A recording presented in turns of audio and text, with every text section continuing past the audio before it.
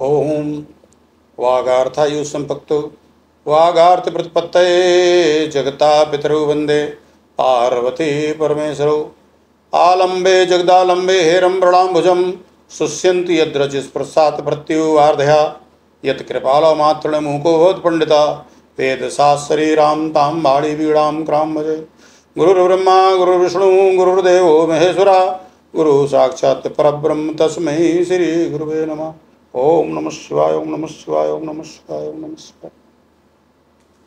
इस महाशिव पुराण की कथा के क्रम में हम लोग आज विद्वेश्वर संहिता के चतुर्थ अध्याय का श्रवण करेंगे। ये साध्य और साधन के संबंध में हमने विगत दिवस चर्चा की।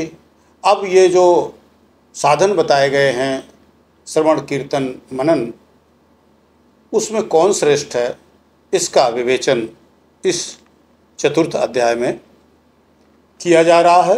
इनमें से कौन श्रेष्ठ है इसकी का प्रतिपादन इस अध्याय में हम लोग सुनते हैं। मुनिगण बोले, जैसा कि हम जानते हैं कि बहुत से मुनि महाशिव पुराण की कथा सुनने के लिए बैठे हुए हैं, तो उनका ये प्रश्न है कि मननम कीदृशम ब्रह्म श्रवणम चापि कीदृशम कीर्तनम व कथम तस्य कीर्त्येताद् यथा यथम।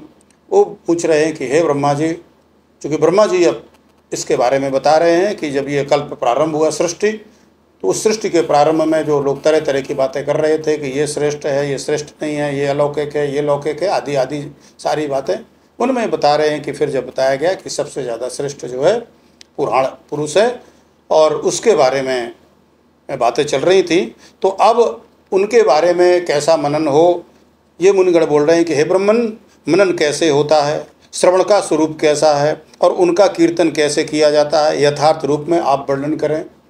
ये देखिए बहुत ही रुचिकर विषय है। हम लोग प्रायः कीर्तन आदि ये सब करते रहते हैं, लेकिन उसका असली स्वरूप क्या होगा उसके बारे में स्वयं ब्रह्मा जी आज बता रहे हैं। ब्रह्मोवाच पूजा जपेश गुण रूप विलास नामना युक्ति प्रियण मनसाम परिशोधनम यत् तत्संतम मनमीश्वर दृष्टि लभ्यम सर्वेषु साधन वरेश्य मुख्य मुख्यम।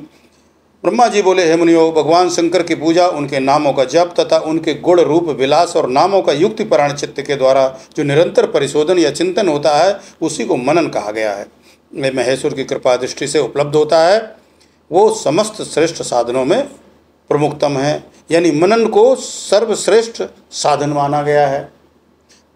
प्रारंभ तो श्रवण से होगा, फिर कीर्तन करेंगे सुनने के बाद, सुनने के बाद जो कीर्तन करेंगे उससे उस श्रवण जो है पुष्ट हो जाएगा, उससे याददाश्त, वो हमें याद हो जाएगा, कंठस्थ हो जाएगा।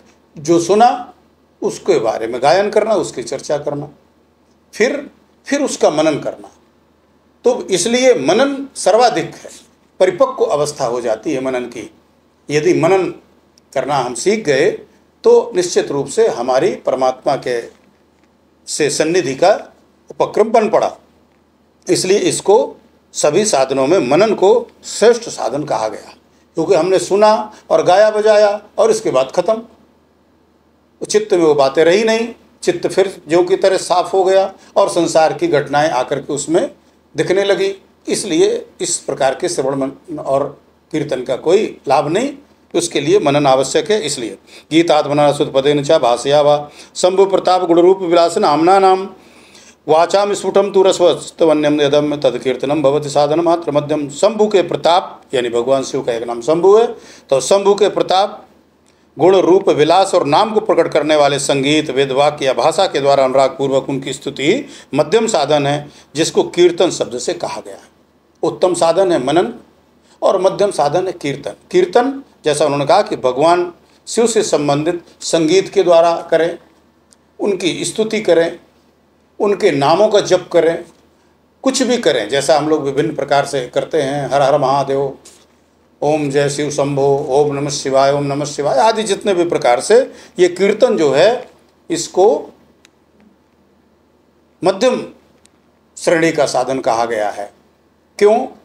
क्योंकि देखिए श्रवण में वक्ता को ही सब कुछ करना होता है, श्रोता श्रवण कर रहा है नहीं कर रहा है, कितना कर रहा है, कितना मन से कर रहा है, कितनी श्रद्धा से कर रहा है, बेमन से कर रहा है, ये तो वो जाने। इसलिए उसमें जो प्रयास है वो वक्ता का है। इसलिए श्रोता का प्रयास शुरू होता है कीर्तन से। जब श्रोता फिर उसकी जो कहा गया है उसका जब वो कीर्तन उसकी चर्चा करता है, शिव शिव बोलता है, महादेव महादेव बोलता है, और उसे ध्यान आता है कि क्या क्या बातें कही गई उस परमात्मा के बारे में जो आगे कही जाएंगी। ये चीज़ पहले से स्पष्ट कही जा रही है कि क्या हमें चिंतन करते रहना है, क्या कीर्तन करना है। आगे वो जिक्र आएगा, शिव सहस्त्र नाम का जिक्र आएगा, भगवान शिव के 1000 नामों का जिक्र आएगा। तो इसलिए अब यहाँ पर श्रोता का रोल शुरू होता है। इसलिए और यदि वक्ता भी है तो वक्ता ने किताब पढ़ दी तो उसको क्या हुआ, वो तो रिकॉर्ड की तरह बोल करके चला गया, बच गया। तो इसलिए वक्ता का भी ये कर्तव्य है कि जो बक रहा है, जो वाचन कर रहा है, उस वाचन का स्वयं भी कीर्तन करे और फिर उसका मनन करे कि हमने क्या बोला। इसलिए ये मध्यम साधन कहा गया है, जिसको कीर्तन में शब्द भी कहा जाता है। एनापि केन करणेन शब्द पुंजोम यत्र कुचित से परम श्रवण इंद्रियण स्त्री के लिए दृढ़तरम प्रणीयते यत तद्वय बुधा श्रवणम जगत प्रसिद्धम। हे ज्ञानियो, स्त्री क्रीड़ा में जैसे मन की आसक्ति होती है, वैसे ही किसी कारण से किसी स्थान में शिव विषयक वाणियों में श्रवण इंद्रिय की दृढ़तर आसक्ति ही जगत में श्रवण के नाम से प्रसिद्ध है। ये श्रवण कैसे हो? जैसे मनुष्य का नारी के प्रति आसक्ति होती है, जो कामासक्त मनुष्य है उसकी जैसे स्त्री के प्रति आसक्ति होती है, इसी प्रकार की आसक्ति वो कहते हैं कि भगवान शिव विषय की वाणी में, यानी जो भगवान शिव के विषय में अगर कोई चर्चा हो रही है, कोई कीर्तन हो रहा है, कोई बोल रहा है, तो उस पर भी हमारा इसी प्रकार की आसक्ति, ऐसा ही लगाव, ऐसा ही ध्यान, ऐसा ही समर्पण होना चाहिए। सत्संगमेन भवति श्रवणम पुरस्तात् संकीर्तम पशुपतेरदृढ़ स्यात् सर्वोत्तम भवति तन्मनम तदन्ते सर्वम ही संभवति शंकर दृष्टिपाते। सर्वप्रथम सज्जनों की संगत से श्रवण सिद्ध होता है। जब हम सत्पुरुषों के पास बैठेंगे तभी हमारा श्रवण सिद्ध होगा, क्योंकि अगर असत लोगों के पास बैठेंगे तो असत भाषण करेंगे, चुगली और निंदा की बातें करेंगे, दूसरे की बुराई बोलेंगे, तो इससे हमारी श्रवण की सिद्धि नहीं होगी। फिर बाद में शिव जी का कीर्तन दृढ़ होता है और अंत में सभी साधनों से श्रेष्ठ शंकर विषयक मनन उत्पन्न होता है, किंतु ये सब उनकी कृपा दृष्टि से ही संभव होता है। ये जो तीनों साधन हैं, भगवान शिव की कृपा से ही सत्संग प्राप्त होगा, उनकी कृपा से हमारा मन लगेगा उनके कीर्तन आदि को सुनने में और करने में, और फिर उनकी कृपा से हम इसको मनन करेंगे। अस्मिन् साधनम महात्मय पुरामृतम मुनीश्वरा यस्मुदर्थम प्रवक्ष्यामि स्फुटमद्वा। सूत जी कहते हैं कि हे मुनीश्वरो, इस साधन का महत्व बताने के प्रसंग में मैं आप लोगों के लिए एक प्राचीन वृत्तांत का वर्णन करूंगा, उसे ध्यान देकर आप लोग सुने। अब एक वृत्तांत का वर्णन सूत जी कर रहे हैं कि पूर्व काल में पराशर मुनि के पुत्र मेरे गुरु व्यासदेव जी सरस्वती नदी के सुंदर तट पर तपस्या कर रहे थे। अपने गुरुदेव के बारे में चर्चा कर रहे हैं। हम आप सब जानते हैं कि व्यास जी के जो पिता थे वो पराशर ऋषि थे। पराशर संहिता उन्होंने लिखी, बहुत ही श्रेष्ठ ऋषि थे, और उनकी माता का नाम जो है सत्यवती था, जो निषाद की पुत्री थी। तो बहुत से लोग ब्रह्म में इनको व्यास जी को शूद्र समझ लेते हैं, लेकिन ऐसा नहीं है, क्योंकि जो वर्ण का निर्धारण है वो पिता के गोत्र से, पिता की जाति से होता है, और पिता परम विद्वान परम श्रेष्ठ ऋषि महर्षि पराशर जी थे, तो इसलिए जो है ये ब्राह्मण थे। तो बता रहे हैं कि एक दिन सूर्य तुल्य तेजस्वी विमान से यात्रा करते हुए भगवान सनत कुमार अकस्मात वहाँ आ पहुँचे। उन्होंने मेरे गुरुदेव को वहाँ देखा। बता रहे हैं कि जब सरस्वती के नदी के तट पर मेरे गुरुदेव तपस्या कर रहे थे तो सनत कुमार जी वहाँ पर पहुँचे। ये सनक सनंदन सनत कुमार आप जानते होंगे, ये 4 आदि पुरुष हैं। ब्रह्मा जी ने जो पहले सृष्टि की थी उनमें इन 4 बालकों की सृष्टि हुई थी, और इन्होंने मैथुन सृष्टि करने से, जिस प्रकार से आज जो जनसंख्या बढ़ रही है, सब हम सबकी संतानें होती हैं, उससे उस प्रकार की सृष्टि करने से इन्होंने इनकार कर दिया था। तब से वो उसी प्रकार से परम भक्त परम विद्वान भगवत स्वरूप वो चारों बिना किसी दोष और उससे रहित होकर के वो घूम रहे हैं, और महापुरुषों को उनका संग प्राप्त होता है।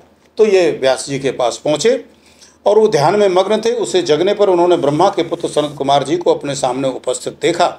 जैसा बताया कि 4 थे, इसमें से सनत कुमार जी आ रहे हैं। वे बड़े वेग से उठे और उनके चरणों में प्रणाम करके मुनि ने उन्हें अर्घ्य प्रदान करके देवताओं के बैठने योग्य आसन भी अर्पित किया।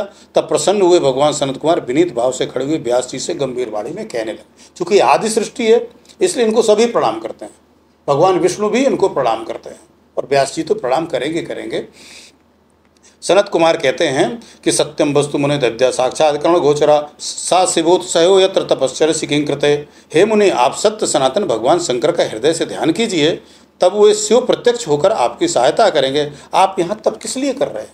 जब उन्होंने देखा कि सरस्वती नदी के किनारे व्यास जी तप कर रहे हैं तो उन्होंने कहा कि तप आप किस लिए कर रहे हैं? आप भगवान शिव का स्मरण करिए, उनको हृदय से ध्यान करिए, यानी हृदयस्थ करिए। इस प्रकार सनत कुमार के कहने पर मुनि व्यास ने अपना आशय कहा कि मैंने आपकी कृपा से वेद सम्मत धर्म अर्थ काम और मोक्ष की कथा को मानव समाज में अनेक प्रकार से प्रदर्शित किया है। धर्मार्थ काम मोक्षास वेद मार्ग कृतादरा बहुधा स्थापिता लोके मैं त्वत्कृपया तथा। उन्होंने कहा कि मैंने आपकी कृपा से, जैसा हमने कहा कि हमारे वेद शास्त्र पुराण जितने भी हैं ये सारे वेद व्यास जी ने संकलित करके लिखा है। कुछ उन्होंने सनत कुमार जी से पाया है और अन्य जो ऋषि मुनि हैं जो वेद वाक्य जिनके हैं जो उनसे प्राप्त करके बहुत बड़ा महत् कार्य इस सृष्टि के लिए, हम सब सनातनियों और हिंदुओं और वैदिकों के लिए इस कार्य को महर्षि वेद व्यास जी ने किया है। वही वो बता रहे हैं कि इस प्रकार सर्वथा गुरु स्वरूप होने पर भी मुझ में मुक्ति के साधन ज्ञान का उदय नहीं हुआ। यह आश्चर्य है, मुक्ति का साधन न जानने के कारण ही व्यास जी कह रहे मैं तपस्या कर रहा हूँ। कह रहे मैंने सारे ज्ञान का भंडार तो लिख के रख दिया, लेकिन मुक्ति का साधन मुझे नहीं मिला। मैंने जो ग्रंथ लिखे हैं उसमें अर्थ धाम काम मोक्ष सारी बातों का वर्णन है, लेकिन स्वयं मैं मुक्ति से अभिवंचित हूँ, उसके लिए मैं तप कर रहा हूँ। तो इत्तम कुमारो भगवान व्यासेन मुनिर्थिता समर्था प्राय विप्रेंद्र निश्चय मुक्ति कारणकम। हे विप्रेंदो, इस प्रकार जब व्यास मुनि ने भगवान सनत कुमार से प्रार्थना की तब वो समर्थ सनत कुमार जी मुक्ति का निश्चित कारण बताने लगे। अब सनत कुमार जी मुक्ति का कारण बता रहे हैं कि श्रवणम कीर्तनम संभोर मननम च महत्तरम त्रयम साधन मुक्तम च विद्यते वेद सम्मतम।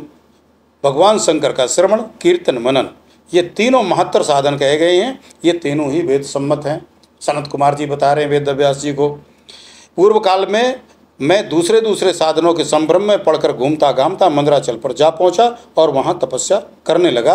ये बात स्वयं सनत कुमार जी वेदव्यास जी को बता रहे अपने बारे में कि पहले मुझे भी यह ज्ञान नहीं था कि भगवान शिव का श्रवण कीर्तन और मनन से ये मुक्ति प्राप्त होगी, इसलिए मैं स्वयं दिग्भ्रमित था और मैं मंदराचल पर्वत में जाकर के तपस्या कर रहा था।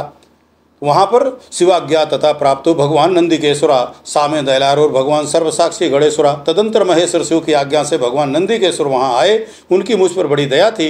वे सबके साक्षी तथा शिव गणों के स्वामी भगवान नंदिकेश्वर मुझे स्नेहपूर्वक मुक्ति का उत्तम साधन बताते हुए बोले। स्वयं नंदीश्वर जो है यानी भगवान के जो परम प्रिय गण हैं नंदी महाराज, वो कह रहे हैं स्वयं वहाँ आए और उन्होंने मुझे ये साधन बताया। ये संत कुमार जी वेद व्यास जी से बता रहे हैं, जिसका वर्णन सूत जी सोनक आदि 88,000 ऋषियों के समक्ष कर रहे हैं। उवाच मह्यम सस्नेहम मुक्ति साधनम उत्तमम श्रवणम कीर्तनम संभोर मननम वेद सम्मतम। क्या बताया कि भगवान शंकर का श्रवण कीर्तन और मनन ये तीनों साधन वेद सम्मत हैं और मुक्ति के साक्षात कारण हैं। ये बात स्वयं भगवान शिव ने मुझसे कही है। अतः हे ब्रह्मन, आप श्रवणादि तीनों साधनों का बार बार अनुष्ठान करें। नंदीश्वर ने कहा सनत कुमार जी से कि स्वयं भगवान शिव ने मुझे ये बात बताई है कि अब देखिए पुष्टि हो रही है इन बातों की, वेद सम्मत ये बातें हैं। व्यास जी इस बात को कह रहे हैं, व्यास जी को सनत कुमार जी ने बताया और सनत कुमार जी को नंदीश्वर ने यही बात बताई जो भगवान शिव के गण हैं, और नंदीश्वर को स्वयं भगवान शिव ने ये बात बताई जो जाकर के वो कह रहे हैं। इसलिए बार बार श्रवणादिकम ब्रह्मन कुरु स्वेत मुहुर्मुहुर, बार बार आप इसका अनुष्ठान करिए।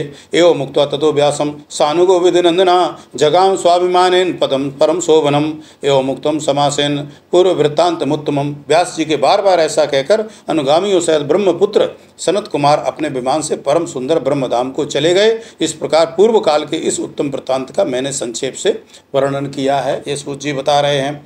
ऋषिहाउचु और जो ऋषिगण हैं वो बोल रहे हैं। आप लोग देखते होंगे अगर एक भी व्यक्ति है, एक व्यक्ति जब बोलता है तो उवाच आएगा, जैसे सनत कुमार उवाच, सूत उवाच, वेदव्यास उवाच।